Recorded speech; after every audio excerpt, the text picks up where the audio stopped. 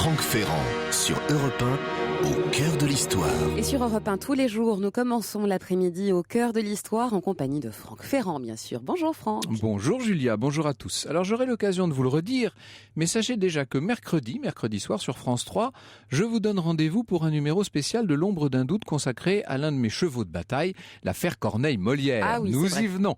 Nous allons creuser la piste de cette collaboration active entre deux grands hommes du théâtre français. C'est donc mercredi, le 9 janvier sur France 3, avis aux amateurs de grandes enquêtes. Et aujourd'hui au micro d'Europe 1, vous recevez la romancière Irène Frein. Oui, Irène Frein qu'on ne présente pas évidemment et qui nous livre un ouvrage passionnant, inattendu, sur la grande passion amoureuse de Simone de Beauvoir. Il ne s'agit pas de Jean-Paul Sartre, mais d'un écrivain américain, juif et communiste, Nelson Algren.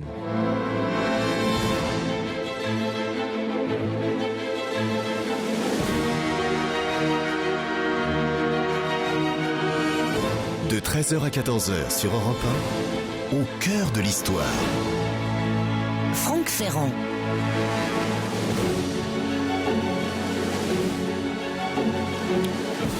Il y a un gros quart de siècle, le 14 avril 1986, exactement 6 ans après son compagnon Jean-Paul Sartre, mourait à Paris l'une des grandes figures du féminisme, adulée par les uns comme une femme de lettres et d'engagement hors du commun, honnie par d'autres comme une personne dogmatique et manipulatrice, Simone de Beauvoir, l'auteur à grand succès du Deuxième sexe, des Mandarins et des Mémoires d'une jeune fille rangée, en même temps que l'égérie du milieu existentialiste.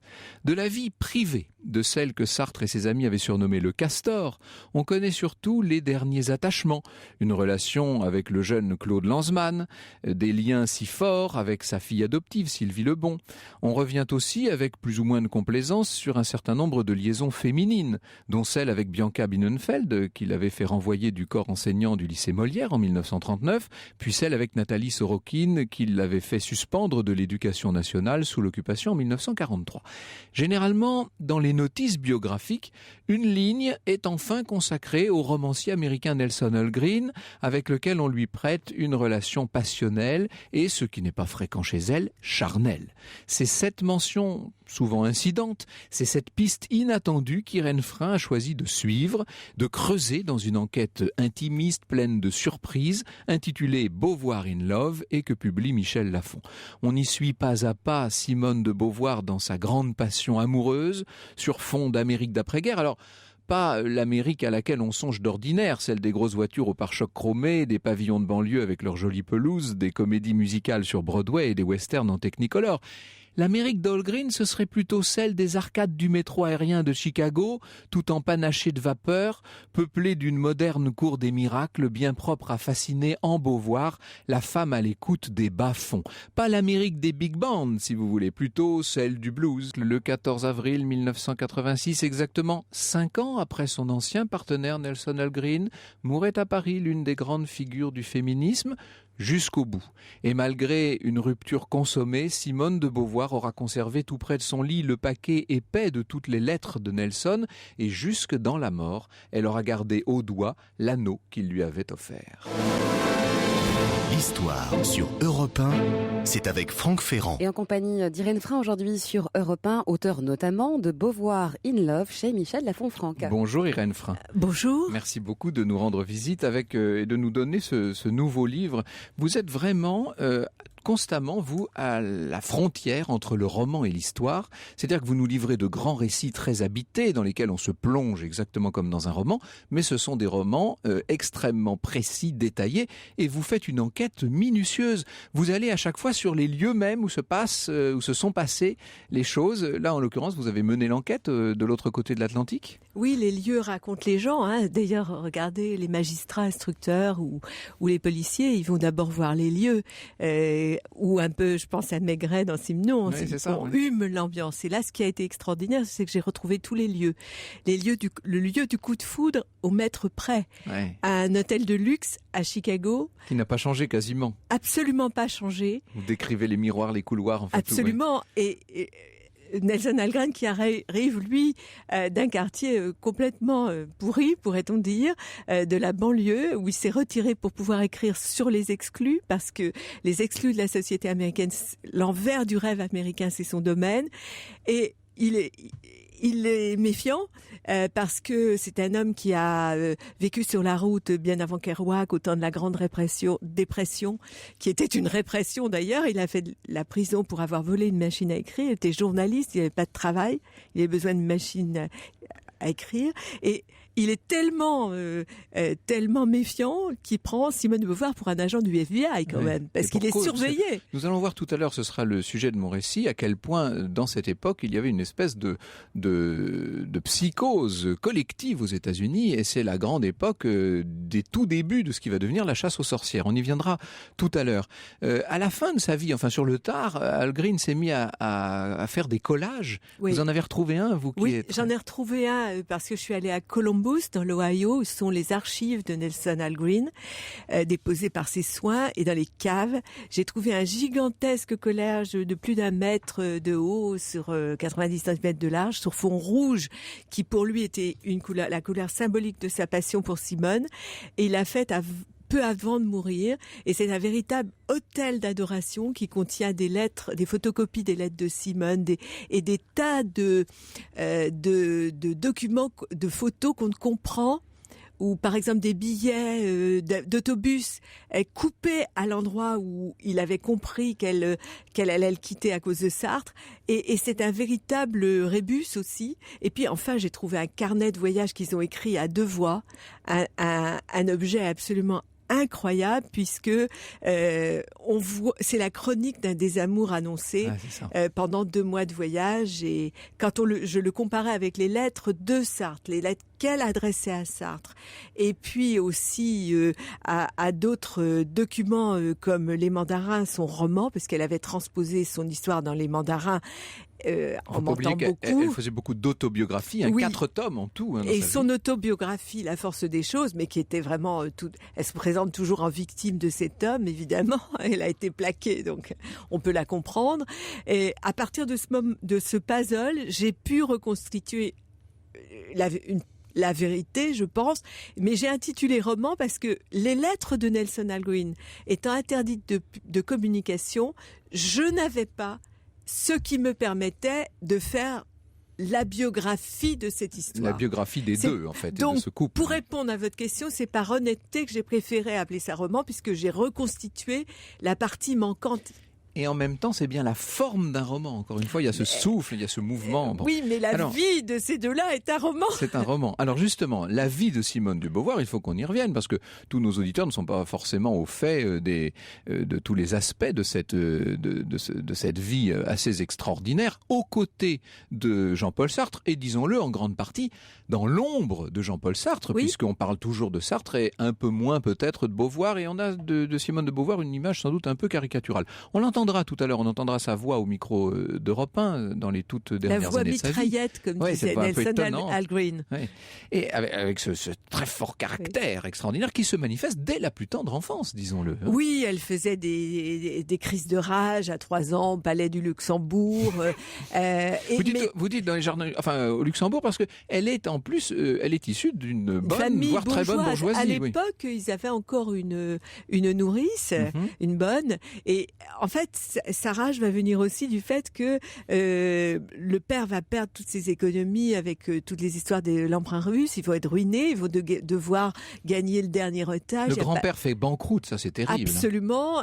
Donc le père doit descendre les seaux hygiéniques et les poubelles. On change d'appartement, on change d'appartement, on n'a plus de domestique, la mère doit coudre et repriser.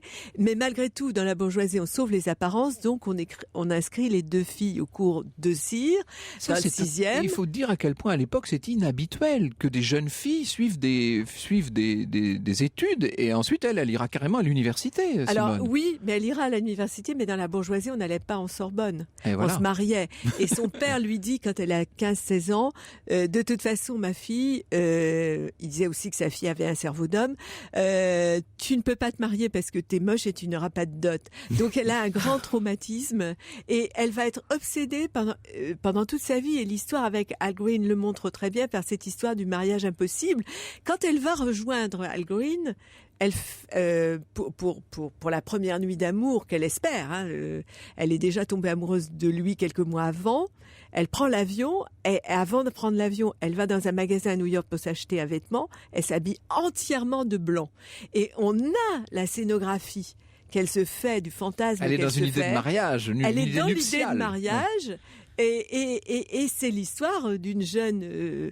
les fantasmes qu'elle a, c'est celle d'une jeune vierge 1900 avant sa nuit de noces.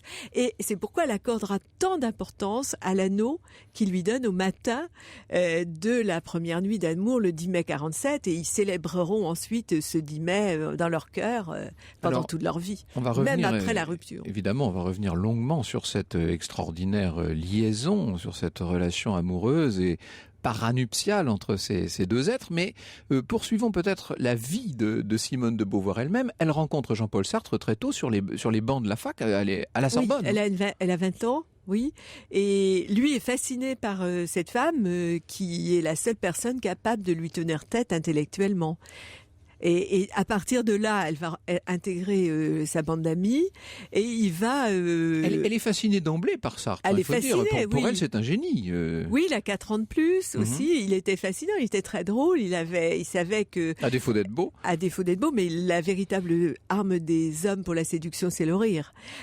Et donc, elle va devenir sa maîtresse, mais assez vite, il va se lasser d'elle pour des raisons qu'on ignore. Et essentiellement, je pense, parce qu'il est polygame, comme beaucoup d'hommes de cette époque, qui fréquentent beaucoup les prostituées. Et comme il la sent très fragile émotionnellement, parce qu'elle a dû projeter aussi, sans doute, tous ses fantasmes de père, etc., il lui propose le fameux pacte qui va être à l'origine de tout ce qui va suivre, c'est-à-dire que il lui dit, vous et moi, on peut faire tout ce qu'on veut, vous êtes mon amour nécessaire et moi aussi, c'est-à-dire que je ne vous abandonnerai jamais, c'est un pacte d'alliance, mais on peut faire tout ce qu'on veut sexuellement à condition de se le raconter. Alors très rapidement, elle s'aperçoit que c'est pas très égal comme situation. Voilà, les pactes sont très inégaux. Elle n'a pas ou très très peu de liaison, et très rapidement, elle va se transformer selon un schéma commun, comme elle est bisexuelle, à rabattre un peu de ses jeunes élèves et à les lui repasser. Oui, elle séduit de jeunes femmes qu'elle pousse un peu dans le lit de Sartre. Séduire. Elle se laisse séduire. Oui. On va venir justement à ce ménage à lire, un ménage à trois, mais c'est plus que ça finalement, entre Sartre, Beauvoir et les autres. Europe 1, au cœur de l'histoire. Nous nous intéressons aujourd'hui aux amours de Simone de Beauvoir, toujours en compagnie d'Irène Frein, Franck. Et le plus grand amour peut-être de Simone de Beauvoir, ne l'oublions pas, ce sont les lettres. C'est l'amour de la littérature dès son plus jeune âge. Elle se vit comme un futur grand écrivain. Elle veut devenir auteur. Elle le déclare dès son adolescence. Ouais, c'est ça. Mais avec une nuance de taille pour aider les gens.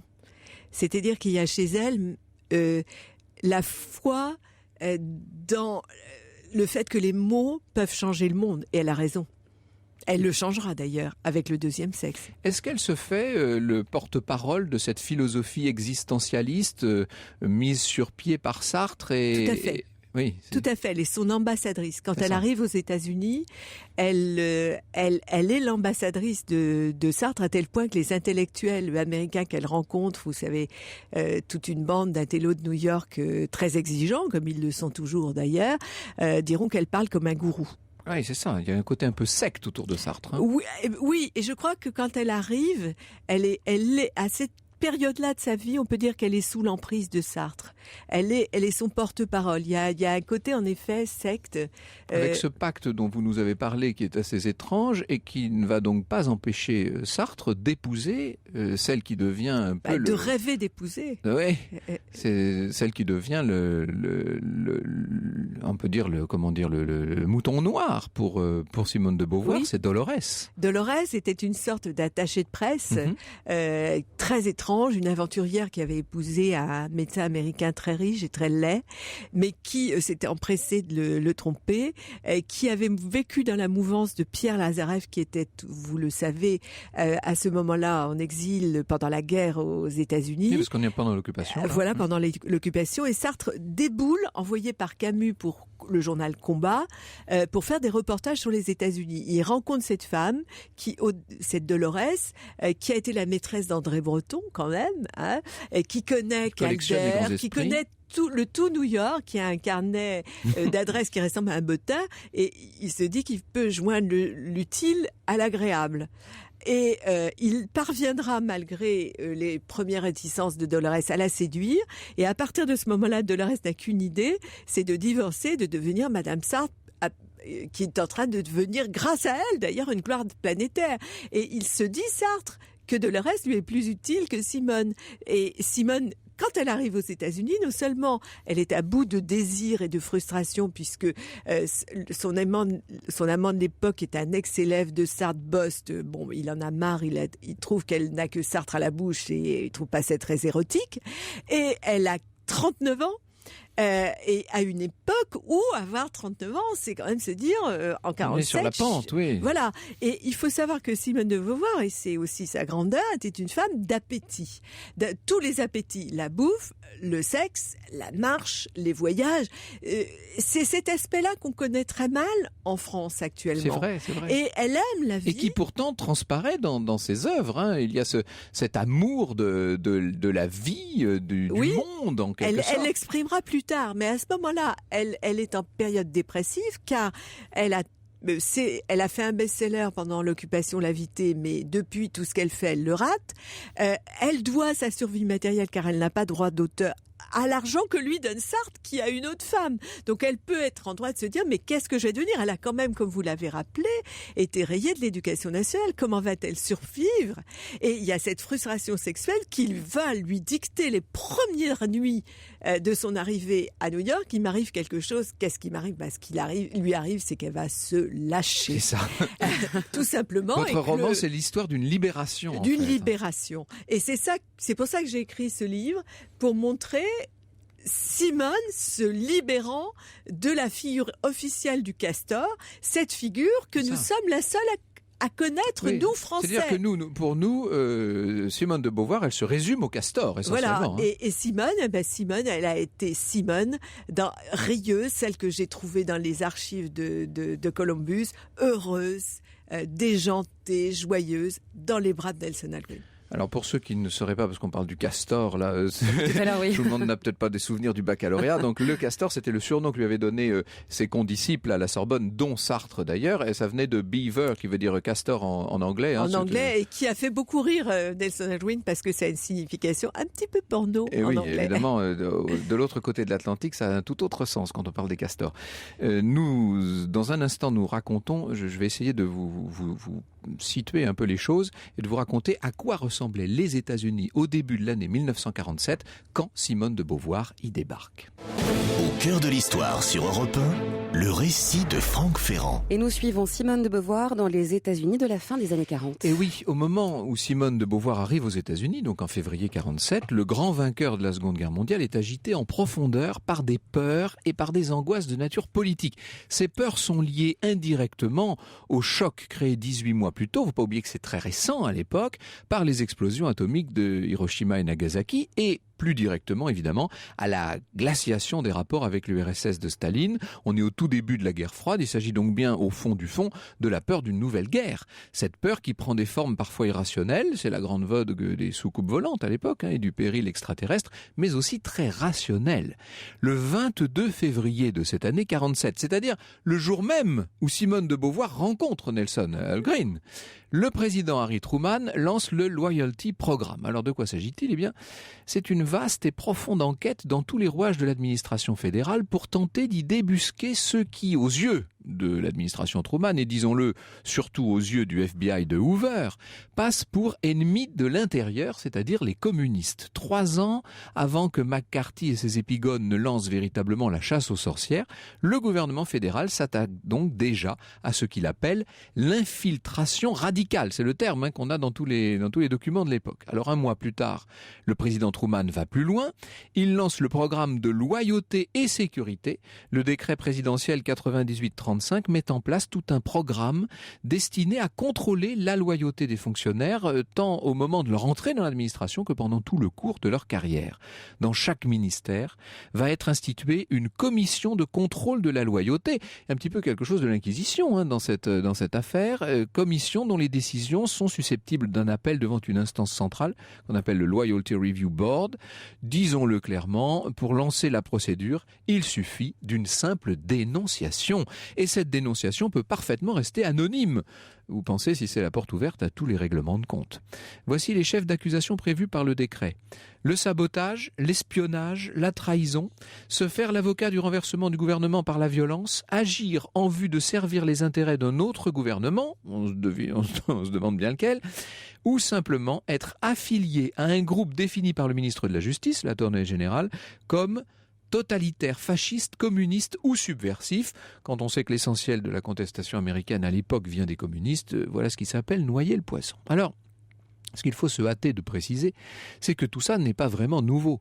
Dès 1936, le grand prédécesseur de Truman, lui aussi démocrate, Franklin Roosevelt, avait donné à Edgar Hoover, l'indéboulonnable patron du FBI, la mission de surveillance de l'ennemi intérieur. À l'époque, on y avait vu à juste titre une petite révolution, car 12 ans plus tôt, en 24, l'administration républicaine avait au contraire interdit au FBI toute ingérence dans les affaires politiques.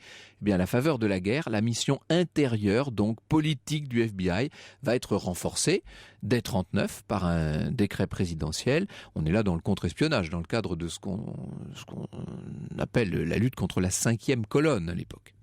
Mais en 1947, c'est un véritable blanc-seing que Truman donne à Hoover pour mener sa guerre intérieure contre le communisme. Ce qu'il faut préciser, c'est que le décret du 22 mars 1947 correspond sur le plan intérieur à un durcissement de la politique des États-Unis vis-à-vis de l'Union soviétique. 10 jours plus tôt, le président Truman a lancé sa doctrine de l'endiguement du communisme, ce qu'on appelle le containment.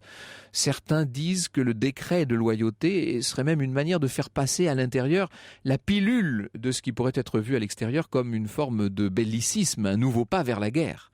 En vérité, tout cela est lié à un climat, à des affaires, à des scandales qui se sont multipliés depuis quelque temps. Il faut rappeler l'affaire Bentley, en 1945, cette Miss Elizabeth Bentley qui se présente à un bureau du FBI à New Haven dans le Connecticut et qui demande à être entendue au sujet de l'organisation d'espionnage anti-américaine. Alors on la fait patienter, on la renvoie. C'est d'ailleurs incroyable ce qui se passe avec Bentley puisqu'elle est obligée de se présenter à 4 reprises au bureau du FBI avant d'être enfin entendue le 7 novembre 1945. Et là, elle déclare qu'elle-même participe depuis 1939 aux activités d'un réseau d'espionnage communiste. Et elle fait des révélations assez incroyables. Elle raconte que par elle sont passés à Moscou toutes sortes de secrets, notamment la date du jour J, vous savez, le débarquement en Normandie, les plans de la forteresse volante B-29, enfin, etc., etc. Ça fait déjà mauvais effet, cette histoire. Mais il y a aussitôt après, ce qu'on va appeler l'affaire canadienne à partir de septembre 1945. Cette fois, c'est un certain Igor Gouzenko qui est employé du chiffre, c'est-à-dire qu'il est l'homme qui code les messages à l'ambassade soviétique d'Ottawa, et lui raconte qu'il y a tout un grand réseau monté au Canada pour informer l'Union soviétique de tout ce qui se passe dans les rangs alliés, un réseau qui transmet à Moscou des secrets importants, notamment des secrets militaires. Et la principale recrue de ce réseau, c'est le savant atomiste Alan May, qui se trouve être membre affilié du Parti communiste et qui a transmis pendant la guerre et à la fin de la guerre surtout un certain nombre d'informations incroyables aux soviétiques. Notamment, il leur a même donné des échantillons microscopiques d'uranium 235 et 233 qui sont arrivés à Moscou juste après l'explosion d'Hiroshima. Vous voyez un peu le scandale que tout ça peut créer.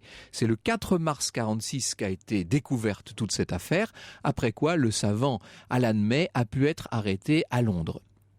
Dès le 1er août 1946, le Congrès va voter la loi McMahon qui entoure d'un secret absolu toutes les fabrications militaires. Et ça rigole pas, hein, la loi McMahon, c'est sous peine de mort. Donc là, on revient à des lois qui sont des lois de temps de guerre, en vérité. Et puis, début 1947, donc, le président Truman ordonne cette grande enquête sur le loyalisme des 14 000 fonctionnaires fédéraux.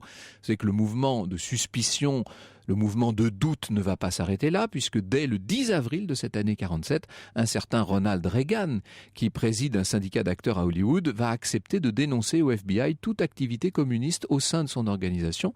Le terrain est prêt pour le macartisme et pour la prochaine chasse aux sorcières.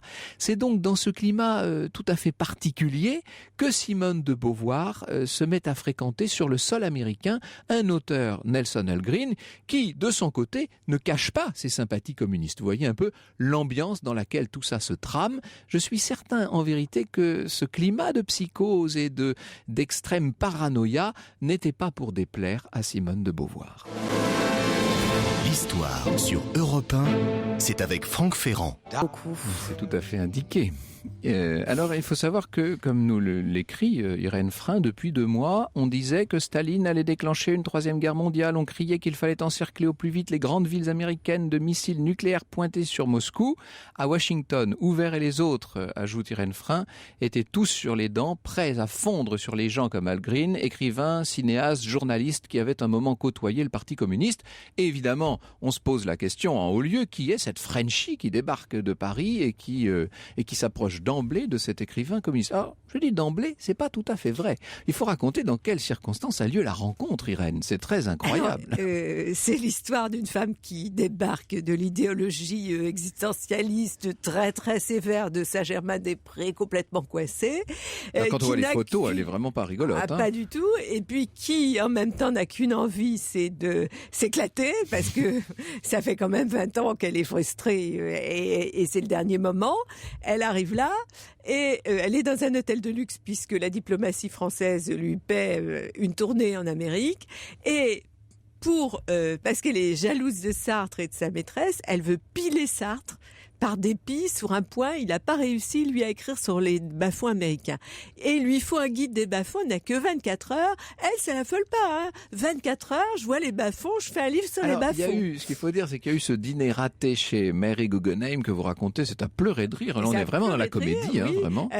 Mary Guggenheim, très grande famille richissime américaine, reçoit Simone de Beauvoir dans le cadre de Harper's Bazaar, n'est-ce pas? Et elle s'essaie à faire la cuisine parce que quand même elle a des principes, on reçoit bien. On dirait un peu le climat du film La Corde d'Hitchcock, hein, c'est ça. Absolument. Et elle rate absolument l'entrée, le plat principal et le pire c'est le sabayon. Faut dire qu'en matière de cuisine, ceux qui nous entendent savent qu'il n'y a rien de plus difficile à faire qu'un sabayon. Ne vous y risquez pas s'il vous plaît. Elle le rate et Simone est absolument furax parce qu'elle adore bouffer et donc, Mary Guggenheim dit, pour remplir la conversation, quelle est votre prochaine étape dans votre tournée? Et Simone de Beauvoir, avec sa voix éraillée et sa dent cassée, veut vous dire, elle avait une dent cassée à l'époque, dit Chicago. Oh, mais je connais très bien quelqu'un à Chicago. Et pourquoi c'est son amant? Il s'appelle Nelson Algren. Alors, Beauvoir dit, bon, je veux son adresse, donnez-la moi. Et à ce moment-là, Mary Guggenheim se dit, j'ai quand même pas donné l'adresse de mon amant. Ah oui, ça devient dangereux, cette histoire. Elle se dit, oh mais de toute façon, elle est vieille et elle a une dent cassée. C'est pas grave. Elle donne l'adresse de son amant à Simone de Beauvoir. Et le numéro de téléphone. Arrivée à Chicago, donc elle appelle Beauvoir, mais elle a un accent anglais coupé au couteau. Elle passe par un standard, on est encore dans le système des centraux téléphoniques. Le standard, j'en ai trouvé la photo d'ailleurs, c'était assez amusant. Et donc, on la met en communication avec Algren qui vit dans un quartier bourré de vieux Polonais qui savent pas très bien parler anglais. Ce sont des émigrés d'Europe de l'Est, d'un quartier un peu yiddish comme ça. Et elle parle, mais pire que Maurice Chevalier quand même. Donc il faut imaginer I want to see you, Mr. Algren. Il dit c'est une erreur de numéro, il raccroche. Ouais, et il raccroche. Alors il faut dire qu'il a un caractère de cochon et qu'il s'est isolé là pour écrire sur les drogués. Un sujet qui le passionne et dont les écrivains américains n'ont jamais parlé. et les paumer, et les exclut. Elle va faire 3 fois le numéro de téléphone, 3 fois il va raccrocher avec une certaine brutalité, et elle va quand même assister, parce que Simone de Beauvoir, c'est une têtue de première. Et donc, à ce moment-là, elle appelle la standardiste, elle dit, vous faites, je veux parler à cette personne. La standardiste va trouver le moyen de faire l'intermédiaire, avec un accent de Chicago parfait. Il va prendre Simone de Beauvoir, et finalement, il va dire oui. Et il ne sait pas pourquoi il dit oui à cette voix éraillée de Simone de Beauvoir. Et lui, qui vit dans un bouge, va se retrouver dans l'hôtel le plus chic de Chicago, qui existe toujours, qui est ruineux. Je peux vous dire que j'y suis allée très précautionneusement, mais vous voyez, il faut avoir beaucoup de dollars, ne serait-ce que pour boire un jus de tomate. Et là, il se retrouve face à cette femme, tout ça. Il va l'épier d'abord, parce qu'il se dit c'est une affaire du FBI, puis finalement, il ne sait pas pourquoi il y va. Et il ne se comprend pas. Il pense qu'elle pourrait être un agent du FBI destiné à le piéger, en fait. À le piéger. Et puis finalement, il y va, il ne sait pas pourquoi. C'est la pulsion. La pulsion. Cette femme lui plaît. Alors, il faut voir qu'il est un homme à femme à l'époque. Nelson Algren a une beauté ravageuse, un charme encore plus ravageur, et depuis l'âge de 15 ans, les femmes se jettent sur lui comme des mouches. Il a aucun problème avec les femmes. Et si c'est isolé, c'est aussi pour éviter de séduire trop de femmes, pour se dédier complètement aux pauvres de l'Amérique, dont il veut faire l'héros de son roman, qu'il a du mal à écrire. Et donc là, il va se retrouver face à face avec cette femme aux yeux bleus magnétiques. Il comprend rien de ce qu'elle dit. Elle comprend rien de ce qu'il... Et puis, à un moment, il y a un mot magique. Marseille. Elle a été prof à Marseille.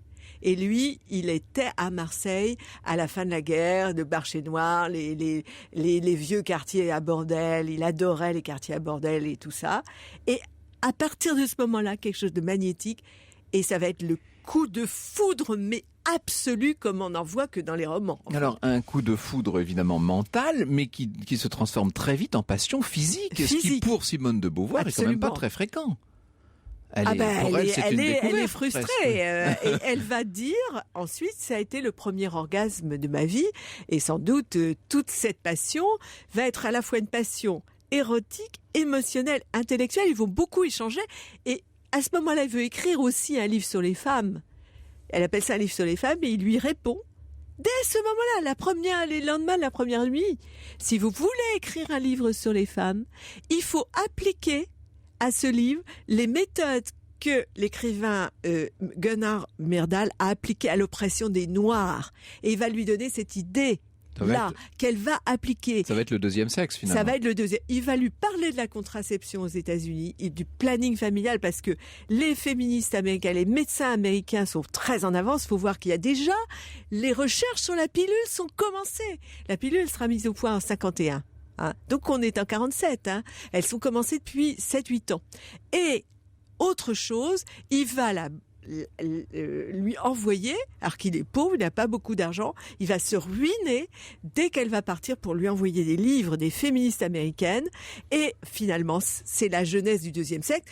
Et le fait qu'elle ait eu un orgasme avec lui va l'amener, elle, Simone de Beauvoir, à faire ce qu'aucune femme en France n'avait fait, aucun écrivain, à aborder de façon frontale, en écrivant, les problèmes de la sexualité. Elle aura plus peur de prononcer, d'écrire des mots comme vagin, orgasme, clitoris, ce qui va etc. tant horrifier François Mauriac et d'autres, bien entendu. Qui écrira, quand le livre paraîtra, cette phrase abjecte, qui regrettera d'ailleurs beaucoup par la suite. Enfin, je sais tout sur le vagin de votre patronne. Mais ça, je vous parle d'un temps que les moins de 80 ans ne peuvent pas connaître. Quoique.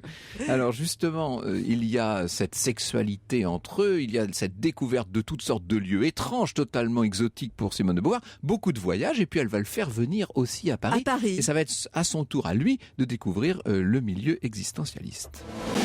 Franck Ferrand sur Europe 1. Au cœur de l'histoire. Et nous évoquons sur Europe 1 la grande liaison de Simone de Beauvoir avec l'américain Nelson Algren. Et oui, dans Beauvoir in Love, un très beau livre d'Irène Frein, publié chez Michel Lafon. Alors, je vous promets depuis le début qu'on va entendre la voix de Simone de Beauvoir. C'est la voix d'une vieille dame qu'on va entendre, puisque c'était au micro d'Europe 1 le 30 octobre 1985, donc vraiment très peu de temps avant sa mort. Et elle parlait justement du harcèlement sexuel, de ce qu'avait subi sa sœur étant jeune. Elle avait été attaquée, si je puis dire, sexuellement. Voilà ce que dit Simone de Beauvoir. Quand ma sœur était un très très jeune peintre, elle était très jolie d'ailleurs, et ses peintures étaient intéressantes. Enfin, elle promettait, et alors on l'avait mise en relation avec un marchand de tableaux, et le marchand de tableaux a commencé à s'extasier sur ses toiles en disant c'est magnifique, on va vous faire une grande exposition. Alors elle était évidemment ravie, elle avait 24-25 ans. Et puis après, il lui a dit « Allons prendre un verre à côté ». Et il a passé dans son cabinet particulier qui était à côté. Et là, il y avait un divan. Et bon, ça a été sans équivoque. Et ma sœur a dit tout de suite « Bon, écoutez monsieur, moi je vends mes tableaux, mais je ne les vends pas moi-même ». Et l'exposition n'a pas eu lieu. Et vous pensez que ce harcèlement sexuel est en augmentation ou simplement qu'on en parle davantage aujourd'hui parce que les femmes osent davantage en parler ? Je crois que c'est plutôt parce que les femmes osent davantage en parler. Parce qu'autrefois, aucune femme n'aurait osé dire mon patron me pince les fesses, tout le monde aurait ri.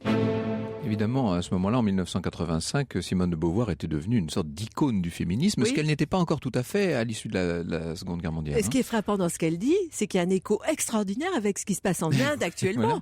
Voilà. La prise de conscience actuelle, c'est exactement ce qu'elle raconte. Moi, j'ai vécu l'Inde quand je faisais mes enquêtes sur des vies qui avaient été violées je ne sais combien de fois par des policiers et autres, Phoolan Devi, la femme bandit indienne. À l'époque où je faisais cette enquête, en Inde, se révolter contre le viol était impossible et moi, je faisais mon enquête dans le secret. Donc, ce que je voudrais souligner là, c'est à quel point cette femme contradictoire qu'est Simone de Beauvoir avec le deuxième sexe a fait pour les femmes. Et dans sa vie privée, vous imaginez, en 47, elle doit choisir entre Sartre, c'est-à-dire son boss, et son Il est toujours là, Sartre, c'est ça qui est incroyable. Là. Et il est devenu elle passe son temps terriblement jaloux. À communiquer avec lui, elle rentre bien sûr à Paris. Elle va faire venir quand même oui, parce Green. Elle veut concilier, elle veut avoir le beurre et l'argent du beurre, comme toutes les femmes qui ont en fait à marier un amant, quoi. Alors, quand il vient, elle lui fait vraiment le grand jeu. C'est-à-dire que de même que lui, il l'a emmené dans les clubs de jazz américains, elle lui fait visiter tout ce qu'on... Mais oui, mais lui, il l'a surtout emmené dans les bas-fonds de l'Amérique. Et elle a un côté plus touristique. C'est carrément... la Tour d'Argent. La Pérouse, le restaurant de la Tour Eiffel, etc.